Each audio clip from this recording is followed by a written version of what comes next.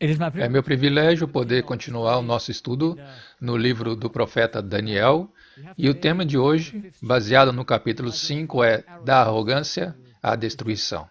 O livro de Daniel, como nós vimos, tem o propósito de preparar professores para proclamarem uma mensagem nos últimos dias da história deste mundo, a fim de levar muitos ao caminho da justiça. E esse trabalho será feito pelos filhos de Deus, os professores. Eles revelarão as ações, a justiça e o amor de Deus, porque a fonte de seus recursos é Deus.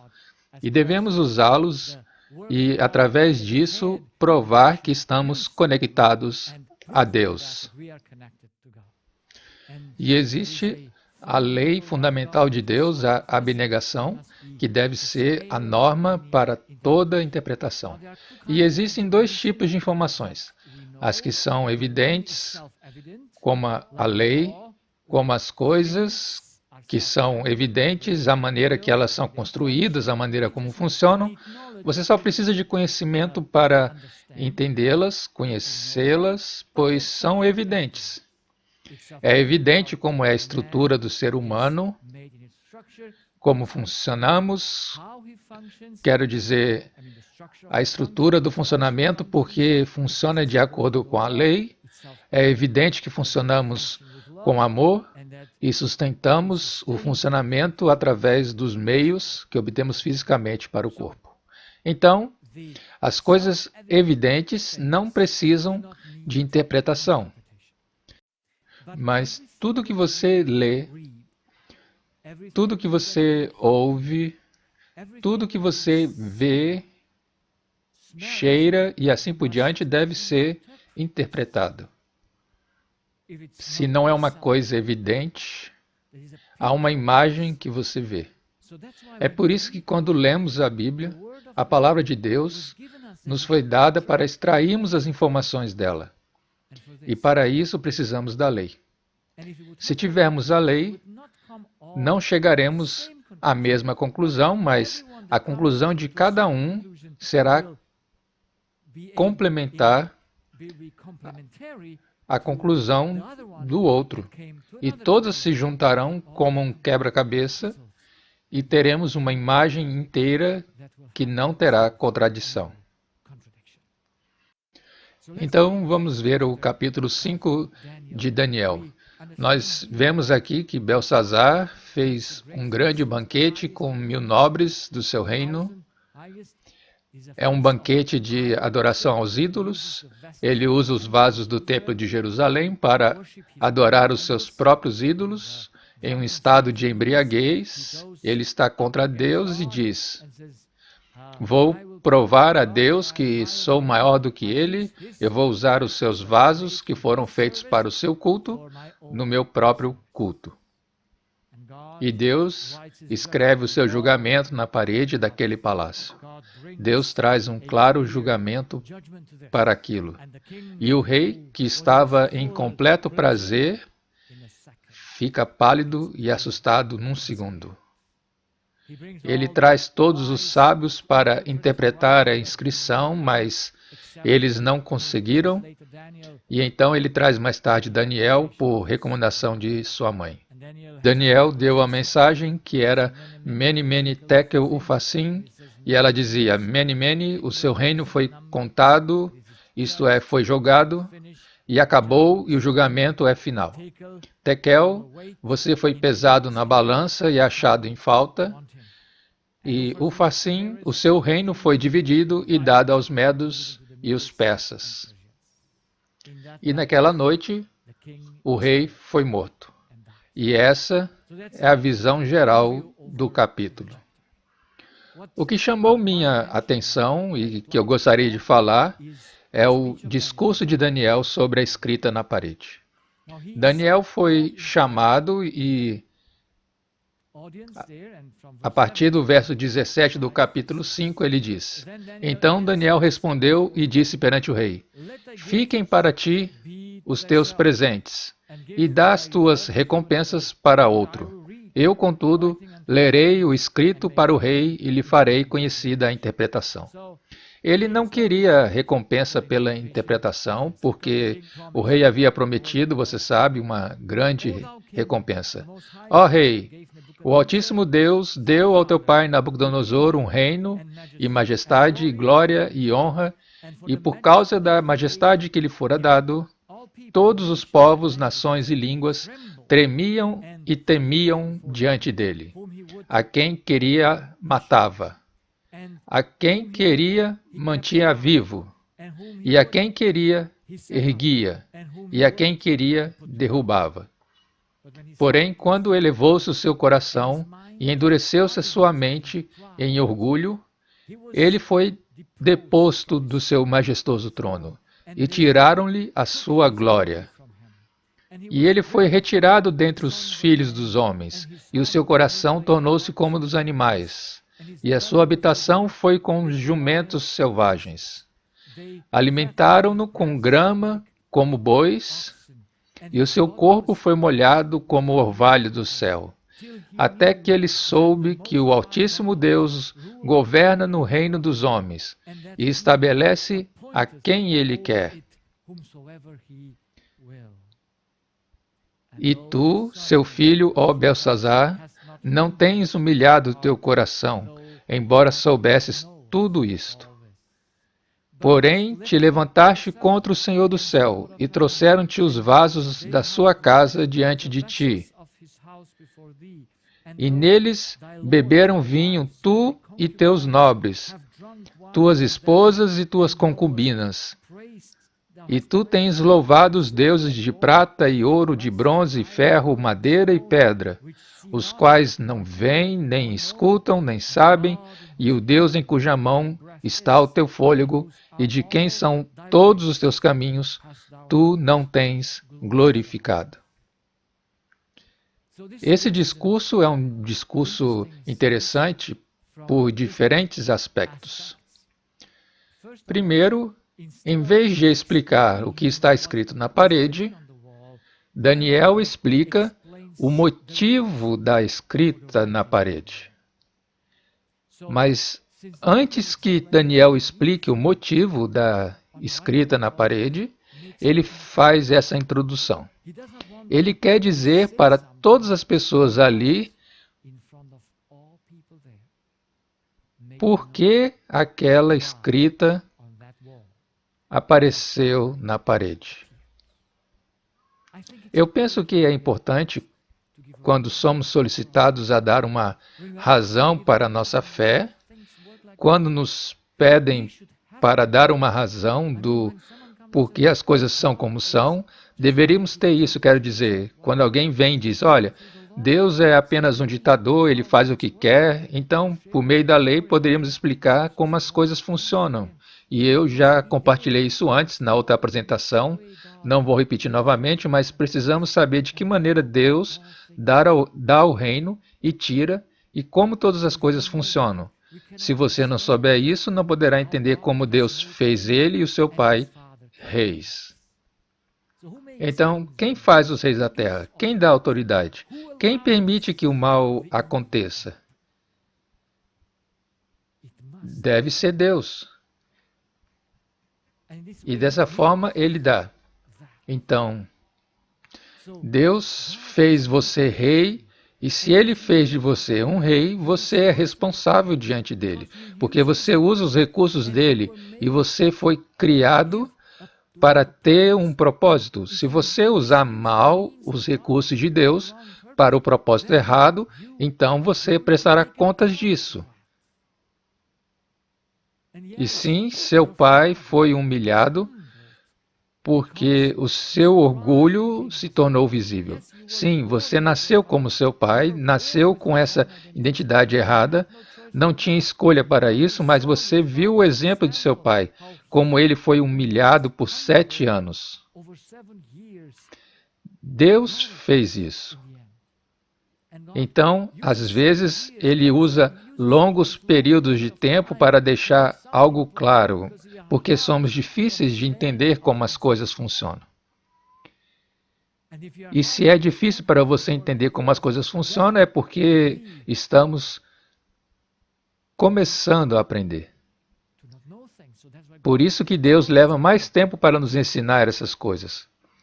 Portanto, 7 anos não foram apenas para o rei Nabucodonosor, mas também para seus filhos e para todo o reino entender quem está no comando de todas as coisas, quem lhes permite usar mal o poder de Deus.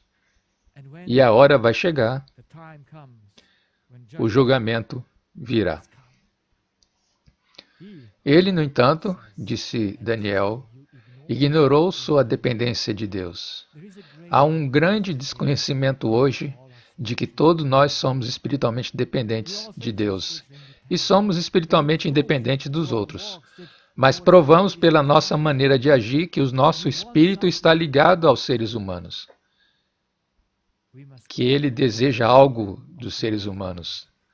Devemos estar cientes da lei de Deus, devemos estar cientes da nossa dependência de Deus. A ignorância provará ser o fracasso, provará ser a morte. É por isso que Deus diz que o meu povo perece por falta de conhecimento. Eles ignoram a lei da dependência. Então, ele foi ainda mais longe. Ele entra em uma batalha e diz: eu sou mais forte que Deus. Eu usei mal os vasos do templo para adorar ídolos, para provar que não há Deus além de mim.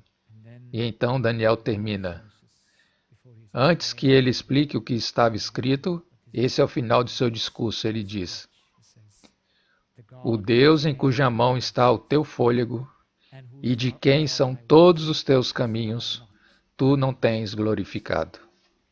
Ele não prestou atenção nisso. E eu quero ir agora para o nosso tempo, porque estudamos Daniel para saber o que fazer hoje e queremos ver a mensagem que temos para dar ao mundo, exatamente como Daniel e seus amigos. E a mensagem está escrita em Apocalipse 14, 6 e 7, quero dizer, o conteúdo da mensagem e não a mensagem em si. Espero que você entenda isso, que a mensagem é apenas descrita em Apocalipse 14. Mas essa não é a mensagem. E vi outro anjo voando pelo meio do céu e tinha um evangelho eterno para proclamar aos que habitam sobre a terra e toda nação, tribo, língua e povo, dizendo com grande voz: temei a Deus e dai-lhe glória, porque é chegada a hora do seu juízo, e adorai aquele que fez o céu e a terra e o mar e as fontes das águas. Então, o que é glorificar a Deus? É reconhecer a nossa dependência dele, reconhecer quem você é. Diz aqui, aquele que fez o céu e a terra. A adoração é depender dele. Você não adora ídolos porque eles não podem ajudá-lo. Veremos mais de perto o que é adoração na próxima vez, mas precisamos entender o que é glorificar a Deus. Ele diz que chegou a hora do seu juízo. Sim, o último período é a hora do juízo. E hoje devemos deixar claro que Deus trará todas as ações à frente do seu trono de julgamento. Porque usamos os seus recursos e se não os usarmos como Ele quer que seja usado, essa é a sua glória, e não formos dependentes dEle em tudo que fazemos, então não o estamos glorificando. Então Deus mantém a respiração e todos os nossos caminhos em suas mãos. Você está ciente disso? Quero dizer, se você soubesse que estamos nas mãos de nosso Pai Celestial e estamos convencidos de que Ele é um Deus amoroso, quem poderia nos causar algum dano? Quem poderia trazer problemas em nossas vidas? Se isso for verdade, se você internalizar isso, que nossa respiração e todos os nossos caminhos estão neles. Sabemos que Deus mantém ativos nossos corpos em funcionamento. Tudo que funciona, Deus deve manter ativo em funcionamento. Temos a responsabilidade de usar uma parte do seu poder, mas se Ele não mantiver tudo ativamente em funcionamento, tudo desmoronará. É por isso que precisamos conhecer a lei, precisamos saber como as coisas funcionam. Daniel sabia disso, ele disse: o Deus, ó rei, em cuja mão está o teu fôlego, e aquele que tem todos os seus caminhos em sua mão, você não o glorificou. Você não prestou atenção, porque você era ignorante a esse respeito. E então Deus teve que intervir com julgamento. Agora, no tempo do fim, Babilônia também é um poder religioso e Deus também permite ela exercer o seu poder. Veja que todo mundo que exerce o poder deve recebê-lo de Deus. Se você souber isso, todo o nosso medo desaparecerá. Mas antes que ele permita que a Babilônia, do tempo do fim, governe sobre o seu povo, ele prepara os vasos para a salvação do povo, para a salvação do mundo. Ele os prepara e eles devem ser de ouro puro. Veja, os vasos do templo foram feitos para servir a Deus. E esses vasos representam a última geração, o último povo, e devem ser puros, porque eles servirão a Deus da maneira mais pura, exatamente como Daniel e seus 3 amigos. Mas para isso, ele deve nos levar às dificuldades, para que possamos ser puros como ouro. É por isso que ele dá e diz: compre de mim ouro provado no fogo. Porque ouro significa aquela fé que opera por amor, que confia em Deus, que ninguém pode desfazer novamente. E somente quando ele preparar o seu povo, veja, Daniel e seus amigos não foram para o cativeiro na Babilônia antes que ele não os preparasse em casa. Sim, eles eram muito jovens, mas obviamente Deus pode preparar as pessoas muito jovens para permanecerem em pé. E Daniel ficou em pé. Eles não obedeceram a ordem do rei para comer sua comida. Imagine que coragem ou que coração confiante. Eles não obedeceram para adorar a imagem, embora ameaçados de morte. Não tinham medo de que toda a Babilônia se voltasse contra eles quando não se curvassem. Imagine que ouro puro que eles mostraram ser. O fogo do forno de Nabucodonosor não poderia matá-los, porque eles eram ouro puro. E seu Senhor e Salvador, que os preparou para essa tarefa, estava presente com eles no fogo, e o fogo não poderia lhes causar dano. Então, quando o mundo for trazido para a hora da tentação, antes que Deus faça isso, antes que ele permita que o rei Nabucodonosor estabeleça um ídolo para ser adorado, uma imagem da besta, antes que ele faça isso, Deus prepara o seu povo. Ele não traz para o cativeiro e coloca em posição elevada quem não é puro como ouro. Então, na hora da tentação que virá sobre toda a terra,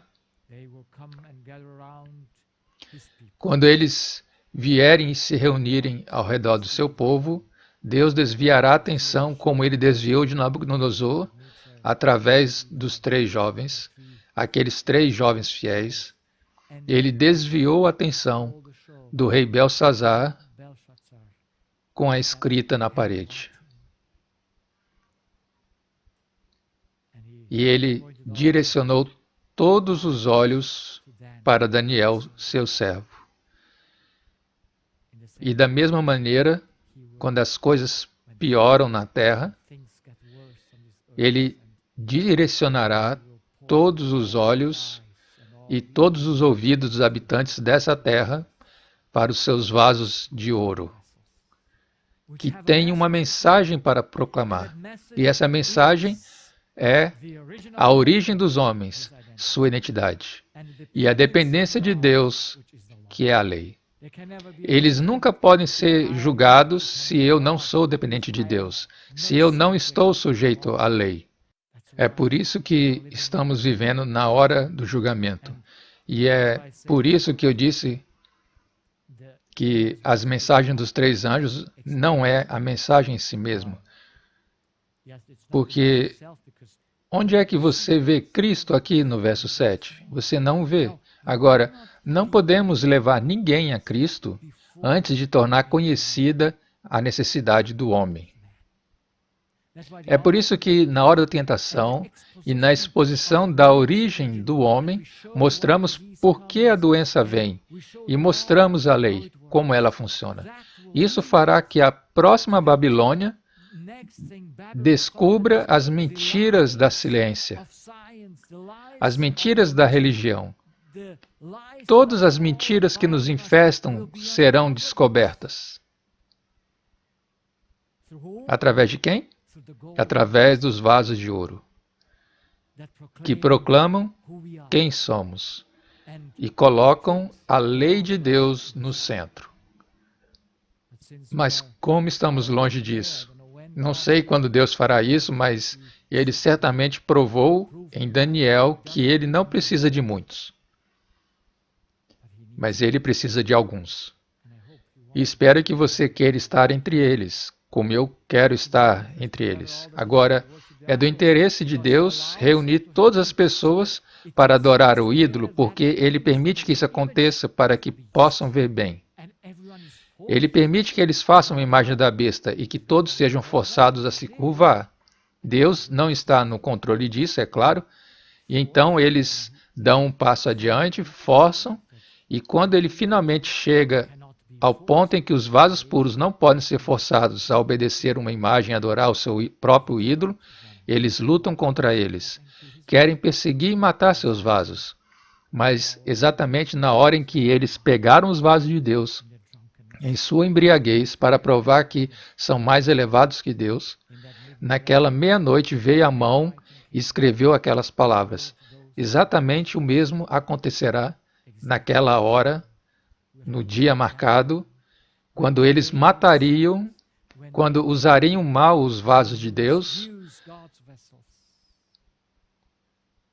Nessa meia-noite, o céu se abrirá e a glória de Deus será vista como o sol ao meio-dia.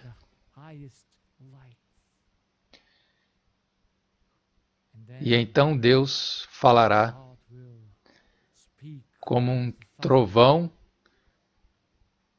e toda a terra tremerá. E ele cercará seus servos com arco-íris.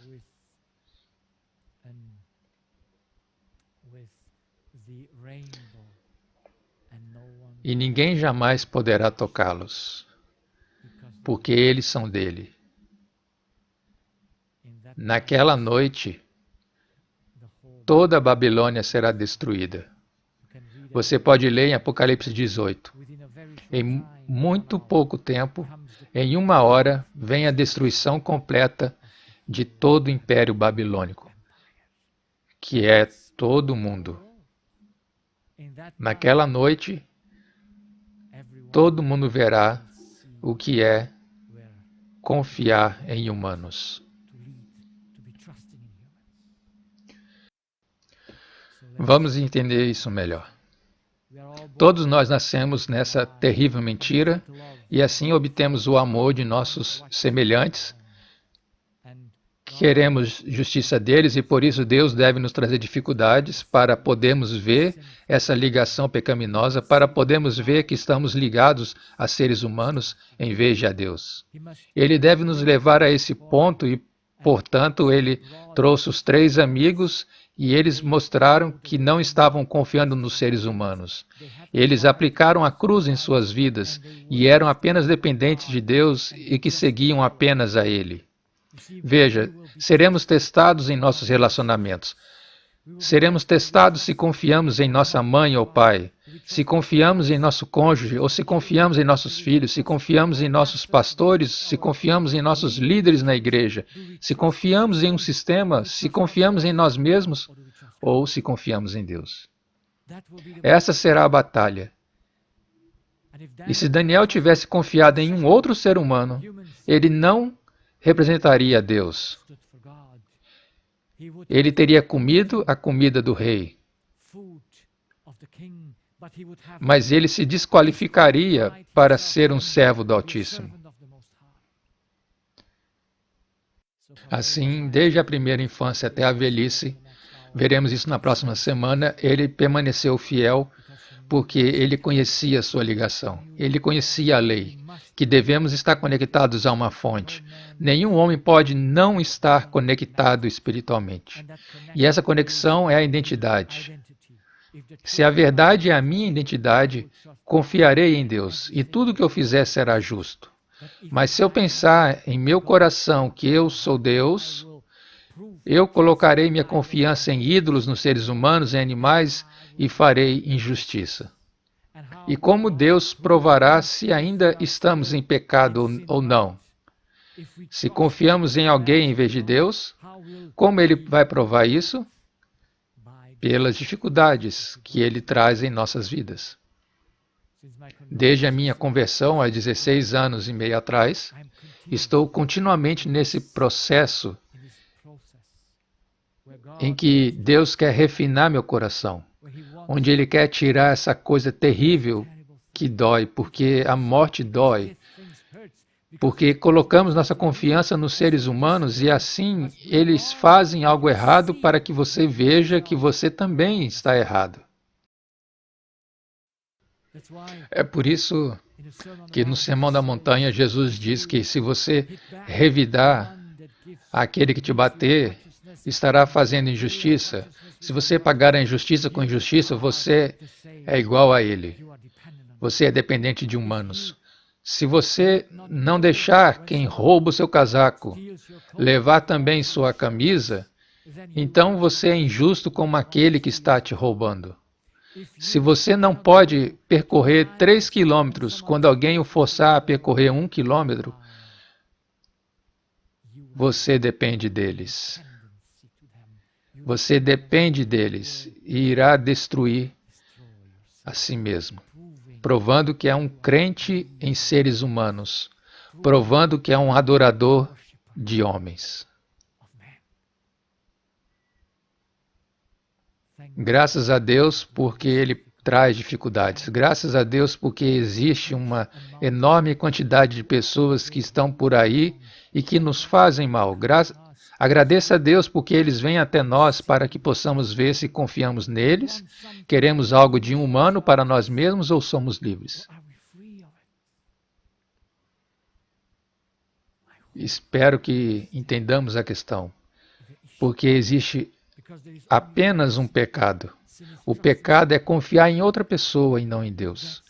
Então eles virão no dia em que Deus remover a última parte do erro de nossos corações,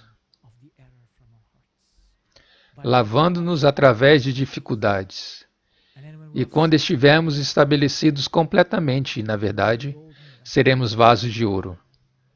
Os vasos, os únicos que entrarão no templo, são os 144.000. Eles representam os vasos que servirão no templo celestial. Esses vasos devem ser preparados agora para que Deus nos coloque, como Daniel e seus 3 amigos, na frente do mundo. Nós somos uma pequena minoria. Poderemos suportar todo mundo sozinhos? Deus diz ao profeta Ezequiel que se Daniel estivesse na terra, ou Noé, ou Jó, naqueles dias, que eles não salvariam ninguém, exceto as suas próprias almas. Eram pessoas que intercederam pelos outros, mas chegará um momento em que você deve ficar sozinho. E quem será capaz de resistir? Quem será capaz de confiar 100% em Deus? ser reconhecido como seu vaso que ele preparou, e esse vaso tirará a atenção do diabo, porque eles serão postos no centro das atenções do mundo. E eles não encontrarão nada neles. E tenho esse desejo de estar entre eles, para que eu possa ser como Jesus, quando for posto em uma cruz, quando for culpado e acusado falsamente de dizer: obrigado, Senhor, por me expurgar, me limpando de toda a imundícia do engano. Ser capaz de permanecer em pé naquele dia para glorificar o teu nome, em quem está o meu fôlego e em quem estão todos os meus caminhos. Amen.